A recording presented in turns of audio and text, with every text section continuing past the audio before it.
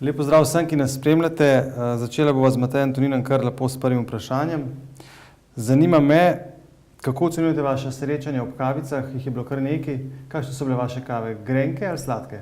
Ja, nekatere so bile zelo sladke, druge pa tudi izjemno grenke, odvisno od sogovornika. Ampak bistveno sporočilo teh kav je, da se je politika dolžna neformalno pogovarjati, da se za kamerami na neformalnih srečanjih lahko marsikaj dogovorimo in da imamo definitivno za kamerami več skupnih točk, kot pa mora biti v nastopih v parlamentu ali pa pred televizijskimi kamerami v studijih. Tako da te pogovore ocenjujem kot dobre in mislim, da bi jih veljalo nadaljevati tudi v prihodnosti. Vedno je dobro, če se ljudje, ki so odgovorni za državo, med seboj pogovarjajo, tudi če se v vseh stvareh ne strinjajo. Pa je padel kakšen dogovor? Zagotovo so padli neki ne dogovori, ampak predvsem, da smo se strinjali v točkah, kje so ključni izzivi in kaj je tisto najnujnejše, kar bomo morali v prihodnjih mesecih takoj po volitvah se lotiti, kaj bo potrebno najprej reševati. To pa sem bil vesel, da smo našli številne skupne točke na teh zadevah. Pa še morda malo bolj osebno vprašanje. V zadnjih 2 mesecih ste prevzeli vlogo vodečega Nove Slovenije oziroma predsedujočega Novi Sloveniji. Kako je pa družina sprejela vašo novo vlogo, pa recimo, če rečem, če kaj poveste tudi o tašči, ki so ponovadi lahko neugodne pri tem, kako svoje zete ocenjujejo? No, družina je sprejela dobro, predvsem sem vesel, da me družina podpira, se veste, če nimaš podpora v družini, potem ti nič ne pomaga, ker to je tisti temelj, na katerem potem vse gradiš. Kar se pa tiče tašče, pa moram reči, da imam super taščo. Zdaj velikokrat nas povabijo, me tašča povabi mojo družino na nedeljsko kosilo, tudi je zelo taka, da me podpira pri vseh stvareh. Zdaj je tik pred upokojitvijo in je zdaj že dobila iz PISA informativni izračun, kjer so ji naračunali, da bi imela penzijo 370 evrov, kar je res klavrno, da ženska za 40 let težkega dela dobi zgolj 370 evrov pokojnine in zato smo, hvala Bogu, sprejeli tisti zakon, ki pravi, da za 40 let dela je minimalna penzija vsaj 500 evrov in vse na tem delu nam je tašča izjemno hvaležna. Kar se pa tiče Nove Slovenije, smo pa tudi v našem predlogu modernizacije pokojninskega sistema zapisali zelo jasno, da če država postavi prag revščine na 617 evrov, da toliko denarja človek potrebuje, da ni revež v Sloveniji, potem bi za 40 let trdega dela morala biti tudi minimalna pokojnina 617 evrov. To bi moralo biti in po 40 letih trdega dela, mislim, da si človek zaslužil vse 617 evrov pokojnine. Ko smo pa že pri družini, kako pa hčerki prenašata vašo odsotnost, verjetno vas kar manjka doma, ne? Ja, moram reči, da tukaj imam včasih kar malo slabo vest, veste, hčerki zelo hitro odraščata in poskušam, se res čez vikende ima čim bolj posvetiti, samo njima res intenzivno ta čas z njima preživeti, ker ne bi se želel, da bi čas odbrezel mimo in jaz bi kar naenkrat ugotovil, da sta hčerke odrasli in od očeta nista imeli nič. Tako da tudi stranka, ki pravi in ki je naklonjena družinam, me pri teh zadevah razumejo, da če res ni nujno, potem mi ob sobotah in nedeljah obveznosti ne dajo.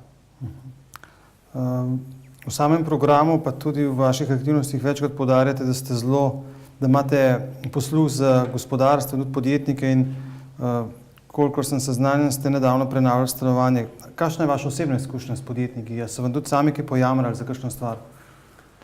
Ja, so. Res je, da sem v preteklem letu obnavljal stanovanje in da sem imel kar nekaj obrtnikov na hiši.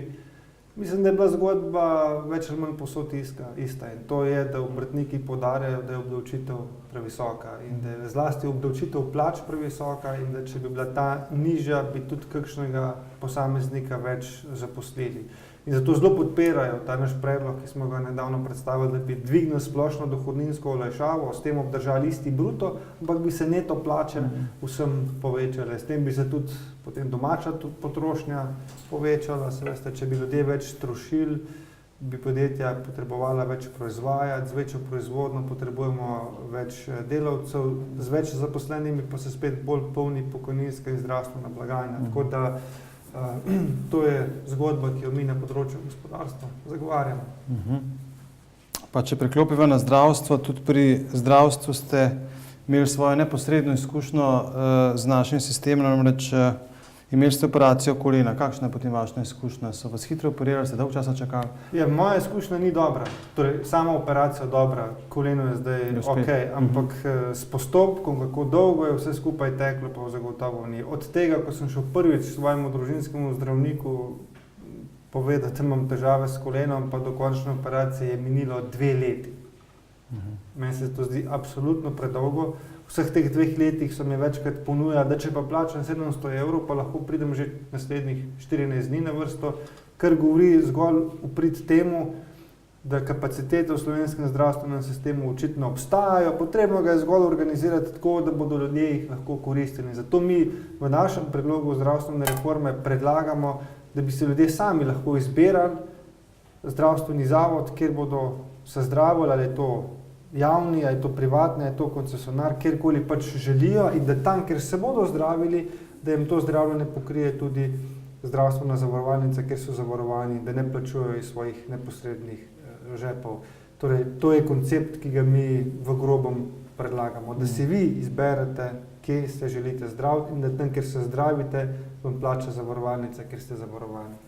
Ja, to bi verjetno zagotovo bil en resen obrat, ki ga slovensko zdravstvo potrebuje, ne? To bi bil popolnoma drugačen koncept, ki ga zagovarja sedanja ministrica, in mislim, da to je edina rešitev, ki bi dejansko delovala. Se vidite, da koncepti, ki jih predlaga ministrica, niso delovali, da so se čakalne dobe v tem času podaljšale. Pa da ne bova predolga, kar k zadnjemu, morda tudi aktualnemu vprašanju, kar se tiče praznikov. Prihaja velika noč, a imate pri vas doma kakšen običaj, kakšno navado posebno za ta praznik? Ponavadi si v petek, na veliki petek, vzamemo dopust, da se lahko nekoliko bolj sproščeno, predvsem pa bolj umirjeno pripravimo na te velikonočne praznike. Se veste, tudi majhni otroci, hčerki imata vedno velika pričakovanja, kako bomo barvali jajčka, in zato petek in soboto izkoristimo, da se rečemo duhovno in pa tudi čisto materialno pripravimo na praznovanje teh velikonočnih praznikov. Seveda bi pa ob tej priliki izkoristil tudi priložnost in vsem ljudem dobre volje zaželel resnično lepe velikonočne praznike, da bi jih izkoristili predvsem zato, da se nekoliko umirijo, da se posvetijo drug drugemu, zlasti svojim najbližjim, in da bi to upanje, ki ga prinaša ustali Kristus, potem uporabili v vseh izzivih, ki jih čakajo v prihodnosti. Hvala lepa. Hvala tudi vam.